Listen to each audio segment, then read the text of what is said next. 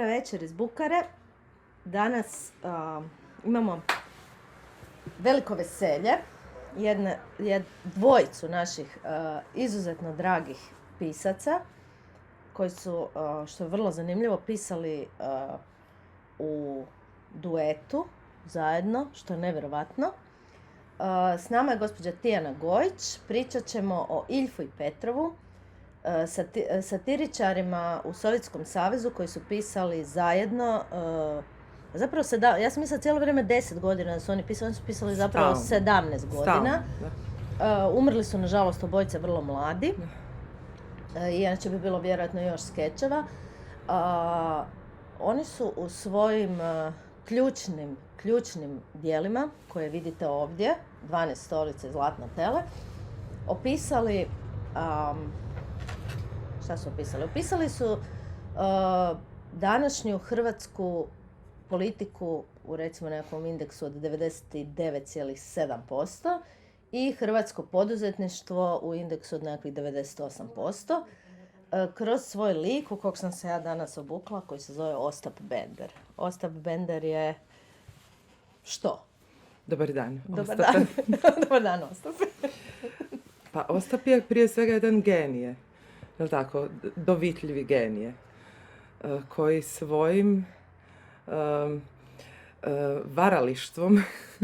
Da, baš sam htjela pitati, mi nemamo dovoljno terminološki, imamo dovoljno ovih prevaranata i različitih, kako se to zove uopće, žmuklara imamo dovoljno. Hoštaplera, da. Prevaranata, toga imamo nešto malo izraza, ali zapravo sve velike nacije koje su imale više tih velikih prevaranata i... Velikih? Da, velike. Mi imamo male i onda ih se nađe odmah i bez problema i tako dalje. Oni imaju strašno puno terminoloških termina, riječi za te. Znači, ja sam čak uspjela saznati da, recimo u engleskom, taj con artist, ima postoji cijela, znači, ovako, postoji vam, znači, to se zove confidence trick, cijela nauka oko toga kako se može prevariti ljude, znači, postoji čak i lista koraka koje se radi kad se... Mislim da se ovo uči na biznis školama. Da, vjerojatno, to je management, se to danas zove. To je na MA-u iz business administration. Business administration. Uglavnom, ideja je sljedeća. Oni koriste prije svega povjerenje, znači nađu, imamo takvih i ove gospode koji zavode dame. To su isto con artists. Con artists, znači oni znači ima raznih načina kako oni ili glume žrtvu, težak život, problemi, drame, onda postoje ovi koji glume da su stručnjaci, nekakvi veliki, na različite načine uspijevaju, kako bi se reklo, angažirati sljedbu. Da. I naravno uvijek je cilj da izmuzu nešto novaca, da nešto... Koristi, prije neku svega vrstu profita za sebe. Bilo koje vrste.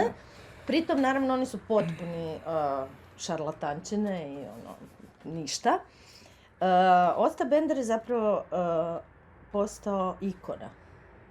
U Rusiji danas, odnosno u Ukrajini, postoje 100 spomenika Ostapu Benderu.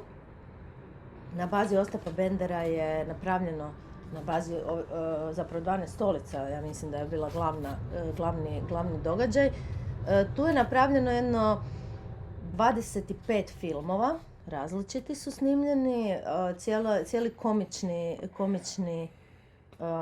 cijela produkcija Mel Brooksa se bazira na ovome. Mel Brooks je, pretpostavljam, mogao je razumjeti tu vrstu umjetnosti, artizma. Da. On je to mogao razumjeti zbog toga što je vjerojatno i sam imao nekakvu vrstu porijekla, pa je razumio tu vrstu šale, znači on je Melvin Kaminski, također kao i Iljf, porijeklom ruski Židov. Uopće nisam znala. Da. naravno. Jer to je taj. Valjda Mislim, jedino danas za imamo, njega još u krajnjoj ne znam. konsekvenci danas imamo Borata, odnosno Sašu Baron Cohena i tako Imamo dalje. Helen Mirren. Imamo Helen Mirren, da. Da, dobro, ona se ne sprda se i ona. Ona se jako lijepo sprda. Da. Ona da. Znači, koristi se povjerenje, naivnost, sućut, taština, neodgovornost i naravno uvijek je odlično kad se sretne pohlepnu osobu, onda se s njom osnuje tvrtka kako bi zajedno radili, pa se onda, ne znam šta se može raditi, svašta. Onda se Tvrtka kćer. nekoliko tvrtki. Tvrtke kćeri. Nova tvrtka. Da. Izvanredno je Sestre tvrtke. To sve. cijela Ja sam rodbina. predavala business English, pa zato evo vam malo pomažem. Da, terminološki. Kaj još recimo? Znači, jako puno, jako čovjek kad pročita o 12 stolice Zlatno tele, bude ekipiran zapravo za suradnju sa hrvatskom biznis zajednicom, bez problema. Kaže ali međutim postoji jedna vrlo važna teza tu, a to je da se zapravo poštenog čovjeka ne može prevariti. Pošten čovjek se nekako ipak uspije iskobeljati iz tog zagrljaja. Može? To je neka nada iz ove knjige. Pa ja, jedne i druge. Pa nije, uvijek su bili, svi ovi njegovi su bili slični njemu, jel? Ova sva djeca kapetana Šmita i tako dalje, oni su svi nekako... U ruskom jeziku se danas kao poslovice zapravo koristi jako puno izraza. Djeca kapetana Šmita su zapravo jedna bagra prosjačka koja se svi pozivaju na jednog narodnog heroja koji je poginuo i onda su oni svi njegove djece i temeljem toga prosjače zapravo, to bi kao trebalo izazvati sućut kod ljudi. Tako da u jednom momentu taj heroj je stvarna osoba i postoji, ja mislim u Petersburgu postoji most kapetana Šmita i onda kad su ga jednom popravljali, napravili su gore ovako drveni jedan most da ljudi ipak mogu prolaziti dok se taj most popravlja i onda se taj most su Petrograđani zvali most sina kapetana Šmita. Tako da to je ono, jedan veliki dio humora ostaje se još uvijek i dan danas u kolokvijalnom govoru bazira na ovim genijalnim, najvažnijim njihovim knjigama. Oni su iz Odese. Što bi mogli reći o Odesi? Odesa je danas već mitsko mjesto, a i već dugo jest. I ne samo da su oni iz Odese, nego je i važan Petrovljev, iako mu je to pseudonim, brat Katajev iz Odese. Znači, Katajev je bio pisac koji je pisao jako popularne povijesne romane, koji su se i dobro prodavali. Znači, povijest, pustolovine, popularne literature kao kod nas recimo Zagorka što se dobro prodavala i tako. Međutim, kako je on bio fokusiran na zaradu, a pričao je sa svojim bratom i njegovim prijateljem Iljifom, onda je on pričao jako puno anegdota usput kao viceva o svemu tome što je on znao i skupljao iz te... Iz izdavačke branše, recimo, dosta često. Da, apsolutno, pa zatim naprosto iz Odese koja je uvijek bila vesela i tu su uglavnom dolazili bogati trgovci u Odesu i tako dalje, ali i bježali kasnije iz Odese, o tome nešto kasnije. Uglavnom onda su Iljif i Petrov skupili sve te najbolje fore, carske fore, viceve i strpali ih u prvu knjigu, jel? U 12 stolica. 12 stolica. Nakon toga su napisali nastavak, Zlatno tele, po nekima još bolji. Ja ne bih donosila sud. A onda su, kada su otišli u Ameriku, napisali čak i... Evo ga, to je to. Jednoetažna Amerika. Prizemna Amerika. Da, zapravo je jednokatna, jednoetažna, jer da. to zapravo htjeli su sugerirati da iz perspektive ogromnih gradova evropskih sa visokim zgradama, zapravo Amerika je u ono doba, to je bilo doba recesije u Americi, 20. kada oni su se čak i sreli u Americi sa Fordom, jer su kao oni su zapravo bili poslanici ruski, oni su bili službeno upućeni od strane ruske države da napišu o njihovoj glavnom neprijatelju i konkurentu jednu reportažu.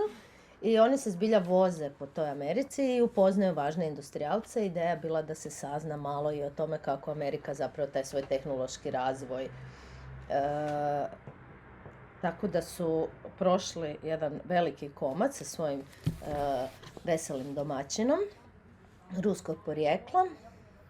Fordom. Ne, Ford ih je... Ko je veseli domaćin? Ne znam kako se zvao taj gospodin, kod kojeg su oni zapravo, koji ih je vozio cijelo vrijeme, zapravo njegova supruga je vozila. Morat ću vidjeti. Emigrant, dobro. Neki emigrant, da. I jako su oni to dobro zapravo opisali, to su Roaring Twenties.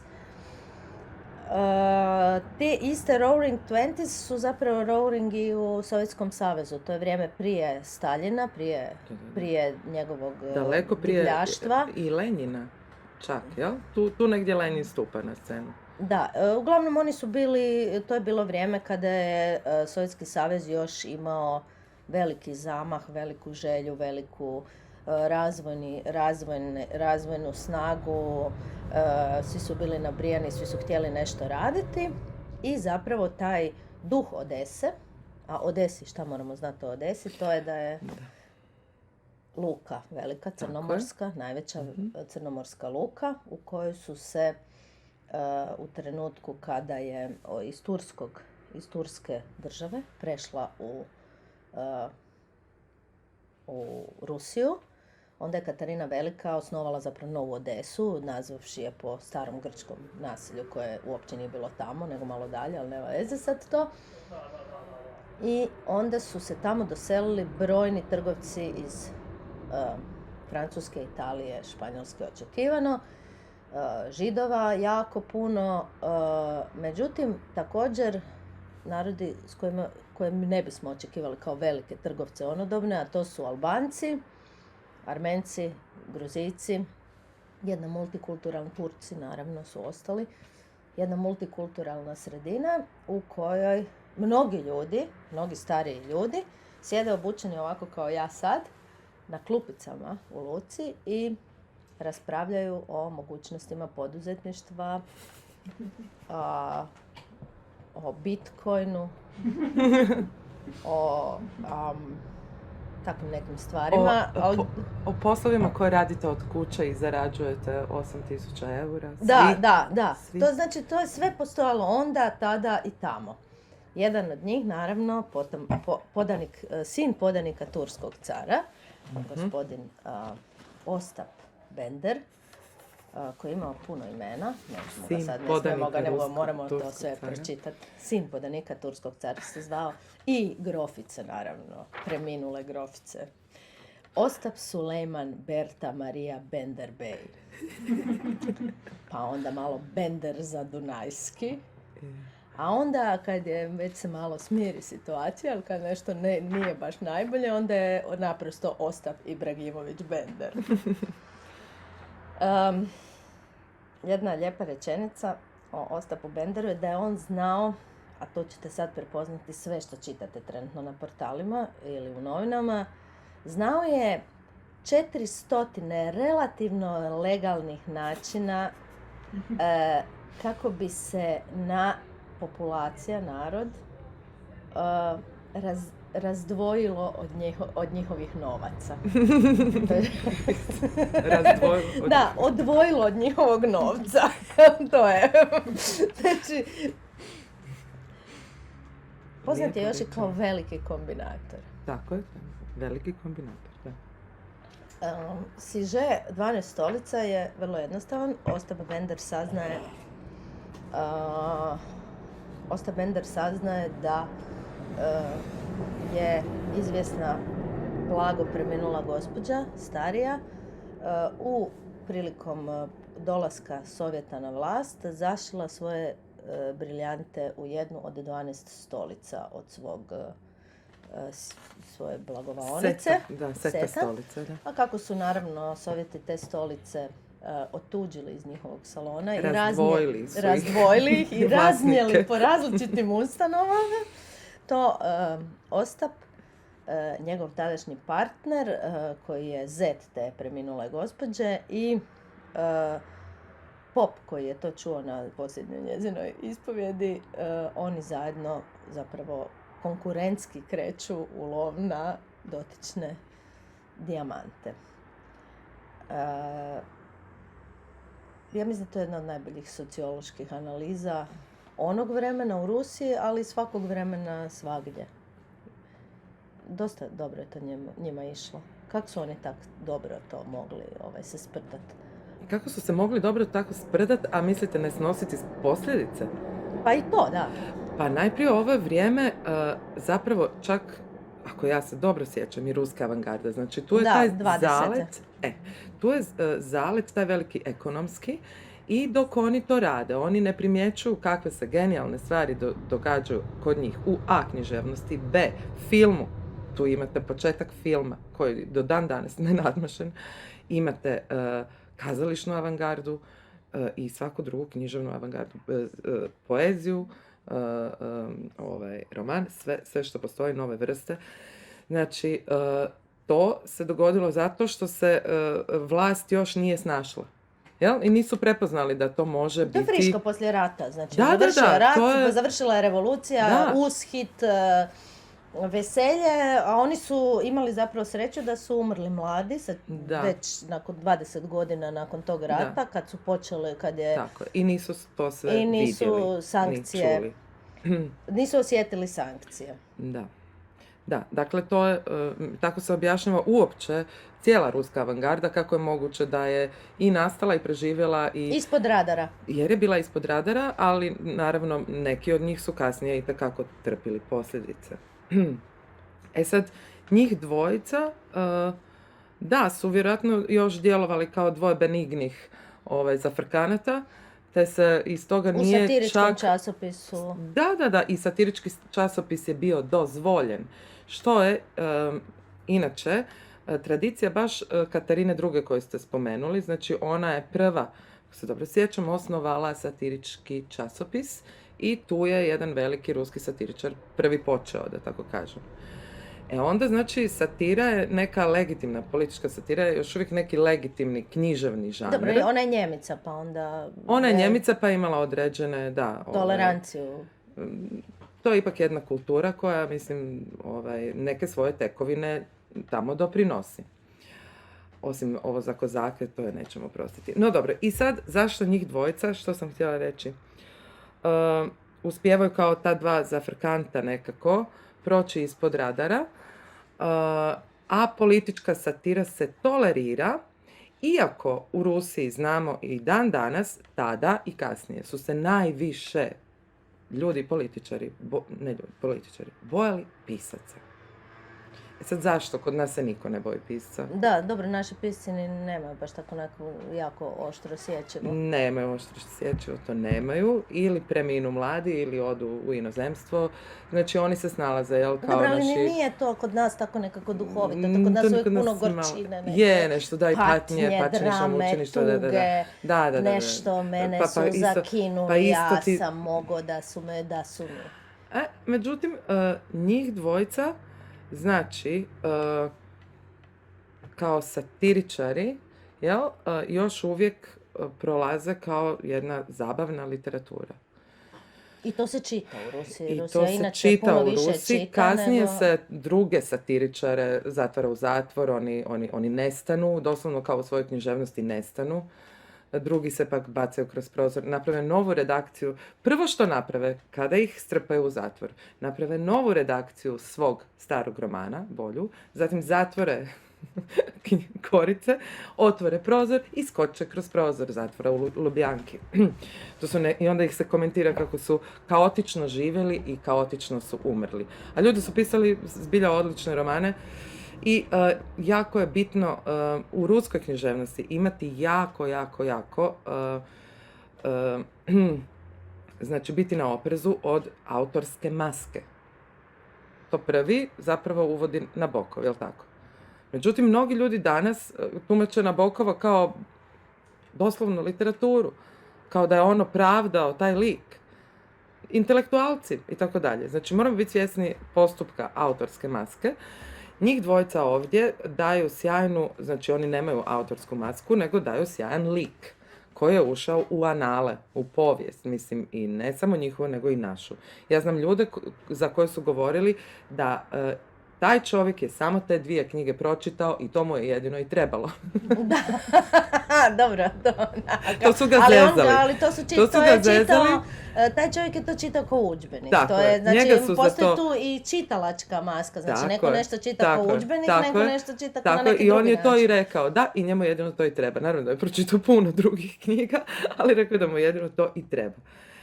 Sad taj, evo, ja mislim da sam odgovorila na vaše pitanje o kako to da su Mislim, mi ni nemamo zapravo bili nekakve ispod satiričke radara. časopise. Mi satirički časopis više nemamo jer je ukinut tužbama Republike Hrvatske. A to, Feral. Da, naravno. To je bio satirički časopis. To je bilo vrlo kratko vrijeme, nismo ga imali prije toga, baš neki narod. Pa mislim, imali smo ga barem za vrijeme cijelog Domovinskog rata i prije kao podlistak, jel? I nešto nakon toga. Međutim, mi danas da. Odite sjest, a ne može ona. Nemamo satirički časopis, ali imamo satiru na televiziji, koju su također skinuli. Znači, na N1 je išla odlična satira i ovim putem pozdravljam sve svoje drage i prijatelje i poznanike iz tima Borna Sor. Kako se oni zovu? Prije su se nekako zvali, no rade političku satiru. Ukinuti su. To je bilo to, da. Rade odlične... Da, prime time. I rade i odlične kao lažne dnevnike, kada vodite dnevnik, mislim, na televiziji. To je sve super. Ali književnost nemamo, međutim, u ostalom, tko kod nas i čita književnost? Pa možda bi čitali kad bismo imali. To je uvijek... ja se s vama slažem. Kokoš i jaje. Da, ja se s vama slažem, možda bi čitali. Sad bi ja samo pročitala kako su se zvali ti dražesni nazivi tih užasno važnih satiričkih časopisa. Jedan se zvao Aganjok je bio. Čudak. Dobro. Onda Krokodil. Da. Aganjok. Mislim da taj Aganjok je najstariji. I mislim da su čak i pisali su u Pravdi i Literaturnoj gazeti. Mm-hmm.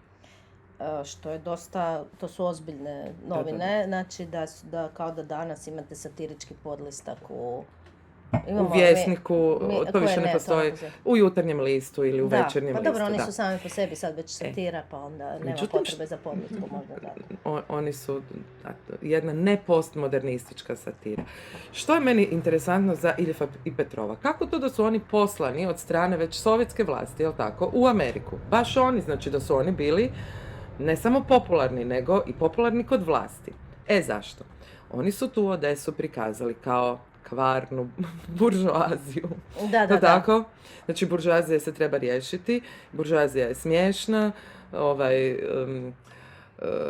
nacifrana, mi se toga svega rješavamo. Ima krive vrijednosti. I stoga Iljef i Petrov, koji su njih ismijali, dobivaju nagradno putovanje u Ameriku da i nju ismiju. Što oni učine? Isti postupak koristi i Mihail Bulgakov, jel tako? Kad piše Bijelu gardu i Bijela garda biva postavljena na kazališnu scenu MH-a i tome prisustvuje čak i sam Staljin. I on gleda tu predstavu. Da, Staljin je volio Bulgakova.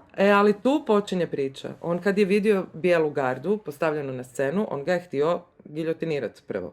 Onda mu je Bulgakov objasnio da ako ste vi pobjedili ovako velike zapravo ljude na sceni, te bijele, kakav ste onda tek vi? I onak. Onda je Staljin počeo dolaziti na svaku izvedbu. I Bulgakov je znao con artom se baviti. Pa on je napisao, Bože, tako prekrasan lik ovog Volanda i tako, čak i cijele družine. Imali smo Bulgakova. Priča se, postoji nekakva teorija da je Bulgakov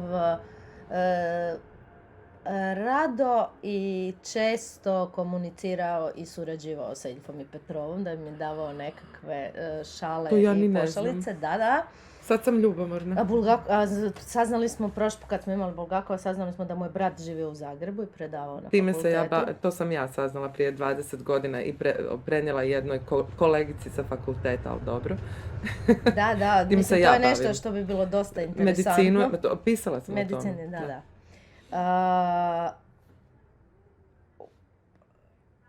Što je zapravo se dogodilo Ostapu Benderu? On je na kraju, kad se čak i domogao novca u tom predivnom Sovjetskom savezu, u kojem se vrijedi samo rad i udarništvo i zajedništvo i Kolektivizam, nikako individualizam. On s tim novcem jednostavno ništa nije mogao napraviti. Nije mogao kupiti ništa jer su svi građani Sovjetskog saveza jeli su u menzama, spavali su zajednički. Šta možeš kupiti u takvom jednom divnom... Nestanak novca u Bulgakovoj isto, u onom kazalištu. Kad novac nestane jednostavno, jer vi za njega ne možete ništa kupiti. Ima čak i sjajna anegdota o Visotskom. Ne znam, jel želite da vi ispričam? Da, naravno. Znači, Visocki je bio zvijezda čitavog Sovjetskog saveza. On je bio Elvis Sovjetskog saveza, nazovemo ga tako. Ali naravno, ajmo reći malo polupodzemlja, kantautor, pjesnik, glumac, akrobat, znači sve. Tako se inače naziva ruski zabavljač. Ruski zabavljač radi to sve. I sad, Visocki... Kako se kaže to? Koja je riječ za tog zabavljača? Moram vam pitati jednog prijatelja čiji je otac to bio, sad se ne mogu sjetiti, koji je točno, nije aktor, nije šut, reći ću vam, uglavnom. Znači, Visocki koji je bio tolika zvijezda da su žene, mislim, za njim ludile kao za Beatlesima 62. On je imao jako puno novaca. Međutim, on nije mogao izgraditi niti vikendicu u Podmoskovlju, jer je za to morao dobiti dozvolu države, a nije je dobio. Sad, kad su oni njega pustili prvi put na zapad, on je izašao i najprije se zatekao u Njemačkoj. Kada je on to vidio, on je rekao ovako, gleda izloge i kaže, i što? Hoćete reći da sve ovo se može kupiti? On je pa da. On nije mogao sebi doći. Znači, to se sve može kupiti, a ja imam novaca i mogu ih potrošiti. I tako ništa, onda je otišao... Da, ova mlađa generacija ne zna da možda je bilo nekakvih takvih sličnih situacija tu kod nas, da su ljudi imali novaca, ali da su mogli, recimo, taj tjedan kupiti u dućanu samo deterđent. Smjeli, da, i mogli. Možda, ako stignu na red. Da, i čekati za banane. Ili za kavu. Ići u Trst. A onda odjednom, ne znam, najfinije Nestle čokolade, ali samo te najfinije Nestle čokolade postoje u tom cijelom dućanu. Tako da taj divni osjećaj koji jednostavno izaziva satiru je nama svima, koji smo malo stariji, ipak poznat. Postoji čak i planeta koji se zove po Iljfi Petrovu. Postoji po Visotskom. Evo, svi imaju. Samo Bulgakov nema još, a zašto? To zato moramo se početi baviti Boriti se za to. Astrofizikom, jer... Ovo stvarno treba riješiti, to pod hitno. Jedan od zanimljivih pseudonima pod kojima su počeli pisati njih dvojica satiru u časopisima je Tolstojevski. Toga se ljudi sjete i danas sami. A da ne znaju, mislim, za taj njihov pseudonim. Tolstojevski, da. I Don Buzilio, a Busa je skandal na ruskom, a Don Bazilio je lik iz Sevijskog brijača, tako da oni su, još bi bilo jako puno tih divnih događaja, da je kojim zlim slučajem bilo prilike, zato što je Ilja Arnoldović Feinzilberg, poznati kao Iljf, umro od tuberkuloze neposredno po povratku iz prizemne Amerike. A potom je počeo Drugi svjetski rat u kojem je Jevgenij Petrović Katajev, poznat kao Petrov, bio ratni izvjestitelj i poginuo u avionskoj nesreći. Obojica su uspjeli doživjeti samo 40 godina. Ko zna šta bi bilo da su došli u ovu opušteniju zonu kad čovjek u jezičinu još bolje radi, oko 50, vjerojatno bi i oni završili u Sibiru. Mislim da onda bi njih riješila duga ruka. Da, bilo bi nešto drugo bi se dogodilo. Ja se ispričavam, meni tu nešto samo zuje, ali utišala sam. Inače, dok vi možda ulovite, hoću reći, krenete dalje, ako smijem upozoriti, ovo vam je pitanje svima koji misle upisati ikad išta na filozofskom. Uvijek bude pitanje u onom dijelu, znači, opće kulture, tko je napisao Zlatno tele ili tko je napisao 12 stolica i vi morate zaokružiti Iljif i Petrov. Ili što su napisali Iljif i Petrov, znači jedno od pitanja uvijek je ovo. Ali sad imamo problem da filozofski više nema prijemni. Nemojte, molim vas, sada o tome u sljedećoj epizodi. Imamo onda još epizodu trenutka kad smo maknuli opću kulturu skroz. Pa dobro, ne treba ti više, mislim, ne? Sad samo maturu, kao državnu maturu. Jedino ako upisuješ neki od jezika, onda možda moraš polagati još taj jezik. Pa dobro, ruski se ne mora polagati, a na engleskom vas neće pitati. Iljfa i Petrov. Iljfa i Petrov vas neće. Pitat će vas tu nacionalnu literaturu. To će vas manje spasiti. Iljfa i Petrov barem imamo. Da. Zahvaljujući šarenom dućanu, a recimo ono što će vas pitati na engleskoj literaturi, 95% toga nemamo uopće u prijevodu. Pa je dosta i teško je to i osmisliti to da i znati. Bulgakov kao njihov možda ghostwriter, možda, djelomično, malo im je pomogao, kažu ljudi koji znaju, je zapravo lik Aleksandra Ametistova u svojoj drami Zojkin stan. Mi još uvijek nemamo prevedene. Ivana Peruško, prevedi brzo. Zašto ona? Pardon. Ona to prevodi baš sad. A već sad? Zojkin stan. Dobro, brže. Sve ove... sve drame. Znači, ona je... Drame baš? Da. Interesantno. Nadamo se. Interesantno, pošto... Znači, taj Ametistov je zapravo Ostap Bender u nekakvom nacrtu. A ideja za Ostapa Bendera je zanimljivo prijatelj brata, znači prijatelj ovog drugog Katajeva, koji se zvao Ostap Šor, odeški židov, koji je živio do 1978. Zanimljivo. Inače prevarant, obični ulični, koji je svoju karijeru zamislio, znate kako je završio svoju karijeru, nećete iznenadit ćete se. Bio inspektor čeke do svoje smrti. Božanstveno. Tako deški. Znači, prvo je počeo kao, onaj sitni džepar, prevarant i to, a onda se naravno zaposlio na takvom poslu. Mi znamo takve... Mislim da znamo, da. Apsolutno. Neki od njih su skoro ja mislim da cijela tajna služba je počela Jedan jako veliki ugovor je skoro postignut sa Finskom, Norveškom ili jednom takvom zemljom. Nije uspjelo u avionu, već do tamo su ih otkrili, ali to je taj put.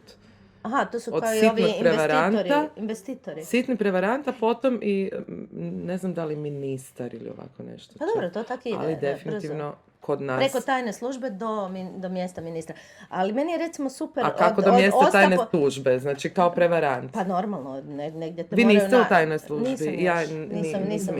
Iako su me kontaktirali, ali odbila sam. Ne, jesam odbila. Mene neće. Ja sam im rekla da mi izgledaju kao gomila kriminalaca. Ne, krivo ste potpuno. I da mene zanima film, a ne to. Oni su vrlo zanimljivi ljudi, ali recimo evo sad na primjer imamo od ovih, meni je recimo bio šteta što Iljf i Petrov nisu, uvijek je šteta da takvi ljudi ne žive 200-300 godina, jer recimo meni bi bio krasan sada moment kada kineski investitori dolaze u Hrvatsku, to mi je recimo divno. Oni na primjer, ja mislim da oni tamo imaju u Kini jednu agenciju koja ljudima kaže, evo mi ćemo vas odvesti u Hrvatsku, tamo glumite investitore, sve će vam biti besplatno, putovat ćete po cijeloj Hrvatskoj i onda vas mi vratimo nazad u Kinu, tu ste mjesec dana na ljetovanju. Ja sam surađivala sa njihovom partnerskom agencijom ovdje i to vam se radi u predsezoni kad su letovi jeftiniji. I postsezoni... Investitorska invazija investitora. Da, oni dolaze u proljeće i u jesen. Znači, biraju jeftinije letove. Naravno, pa mora se isplatiti njima i nama. I onda tu i tamo povremeno netko završi u zatvoru, ali znate, isključivo žena. u tom, A u Kini ili kod nas? ne kod nas. Aha. U Kini To ne znam, U to- Kini je to turistički izlet. U Hrvatsku tamo ćete Da. glumiti investitore. Dobro, to znači to. Imamo sve to. Ja ću uskoro morati napustiti vaše prekrasne premise. Preporučamo, šta preporučamo? Preporučamo mlađoj generaciji da jednom ovo pročitaju kao udžbenik što mogu raditi, drugi put da pročitaju kao udžbenik što im se ne smije raditi, a treći put da naprosto pročitaju. I nauče na pamet. I nauče na Jer ni pamet s jednim neke šale. Rusom, recimo investitorom, niti drugim, ne možeš razgovarati ako ne znaš sve fore iz ove knjige, a drugi put ćemo o drugim knjigama. Tak se razgovara. Evo, mi još imamo ovdje u Bukari ovo. Ovdje je jedna Wow. predivna pripovjetka o novoj Šeherezadi, koja je njezin rukovodilac Soura želi dati otkaz, ali ona njemu trača sve ove pronevjeritelje različite, uspijeva to održati dovoljan broj dana da zapravo čeka, dođe po njega i odvede ga u Sibir i dođe novi rukovoditelj. Ona mu priča da bi... Pripovijeda mu pripovjetke od iz dana u dan i on njoj odgađa otkaz. Aha. Odgađa. A ona trača, koga Ona trača? pričava kako su neki drugi prevaranti, biznis prevaranti slični njemu, kako su oni uspjeli u svom poslu. Sad ćemo... I šta se na kraju dogodi? Ja ću vam samo za kraj pročitati šta se na kraju dogodi. Hvala. Kaže ovako. Na svijetu postoje veće slučajnosti, grubo reče uredska radnica. Ako želite, mogu prekinuti priču bez obzira na to što bi mogla biti zanimljiva. Ne, uzviknuo je drug fanatjuk. Nastavite, na kraju krajeva nemam ništa protiv kritike. Prekidana glasovima čuđenja i uzbuđenja, Šeherezada nastavi svoju priču. Dakle, bila su dva direktora. Umjesto da jedan drugome pomažu u poslu, oni su se međusobno sukobljavali. Čitavu su agenciju uvukli u žestoku borbu, te su se službenici podijelili na dva tabora. Fanatjukovce i sotonjukovce. Svijet nije vidio gluplji i besmisleniji sukob, jer se nije radilo o povećanju efikasnosti posla, već o taštini direktora. Borba je završila potpunim porazom Sotonjuka. Zahvaljujući intrigama njegova protivnika, on je smijenjen i bačen i umanjen na provođenje kulturne djelatnosti među tamošnjim kočijašima. Strašna sjena pobjednika Fanatjuka nadvila se nad zamrlu agenciju za javnu nabavu rogova i svijeća za potrebe široke potrošnje. Znači, tvrtka Rogovi i svijeće je užasno važna tvrtka koja... Rogovi i svijeće, da. Mene ovo podsjeća, ja moram samo svoje asocijacije... Svaka korporacija... Da, a moja asocijacija na ovog gospodina Fanatjuka i gospodina Sotonjuka, koji se jako sukobljavaju, a trebali bi jedni drugima pomoć, vam je hrvatska ljevica koja kaže ovako, poput onog skeča u Monty Pythonu, odnosno to je Život Brajanov, kaže, znači, jako je važno da se ovoga sjetim, kaže, kako se zvao onaj oslobodilački front Judeje i judejski oslobodilački front. Aha, najgori neprijatelji. Da. Tako meni, malo oni. Ja sam svoju radni staž, kako se to kaže, započela u jednom institutu znanstvenom i dala sam tamo, otišla sam iz tog instituta sa rečenicom da se taj institut nije trebao zvati imenom i prezimenom tog čovjeka po kojem se zove, nego da se trebao zvati institut Ostap Bender. I svi ti instituti dan danas žive i rade, znači Ostap Bender je svuda oko nas. Osim imunološkog, Pa taj dobro, to je institut Ostap više ne Bender radi. na 10. Isto je Ostap Bender, možda bi to se moglo. Svakako Ostap Bender je svuda oko nas i svagdje ćete ga prepoznati, na svakom ćošku. I primit ćete jako puno poslovnih ponuda koje možete prozvati benderovštinom, ako vas neko nešto pita. Ostap Bender, benderovština. Da, a neće nositi, neće jasno i razvidno biti odjeveni kao... Danas imaju američku odjeću i to sve. Da. Ostap Bender se presvukao u ovih 100 godina od Ostapa Bendera, on se presvukao sada ima čak i auto mislim nabavio nekako. Rejbanice nosi. Da, Ray-Ban. sve je to se promijenilo, znači Osta Bender je se modernizirao, ali nije smislio apsolutno ni jednu novu tehniku, jer sve tehnike su poznate, sve tehnike su jasne. Opisane su. Mislim da je čak postojala jedna britanska serija Prevaranti, mislim da ih je bilo onako jedno 5-6 i oni su to konstantno radili, znači to se da, kaže approach, foundation work je prvi korak. Rade se pripreme, zapošljavaju se asistenti i proučava se pozadina i svo znanje koje vam je potrebno da žrtvu obradite. Da. Zatim se približavate i kontaktirate žrtvu, onda se radi build up, mislim ovo je biznis tečaj, kratki. Žrtvi se da prilika da profitira sudjelovanjem u nekoj šemi, pohlepa žrtvina, to se vidi, taj sjaj u očima, to se potiče i njihova racionalna procjena se jednostavno smanjuje, zato što onda im se da mali payoff. Zato što vide profit neki mogući. Ne, dobiju mali prvi payoff. Dobiju prvi, aha. Prvi payoff, onda oni dobiju mali payout, na primjer recimo, ako je riječ o recimo zavodniku nekome, onda on ipak plati jednu večeru. I onda se vidi da je to zapravo dobra investicija i tako dalje. Ako je, na primjer, kocka, onda dobije par malih dobitaka. Onda dolazi takozvani Hurray moment. Iznenada odjednom se pojavi nekakva kriza, to se radi u velikoj brzini, promjena nekakvih događaja, žrtva mora brzo reagirati, dolazi u panika, histerija. To je trenutak u kojem kon uspijeva ili propada. Sa financijskim prevarama se naravno žrtvu upozorava da je to sad jedan mali prozor prilike sad ili nikad. Mora se napraviti velika investicija i onda dolazi in and in faza.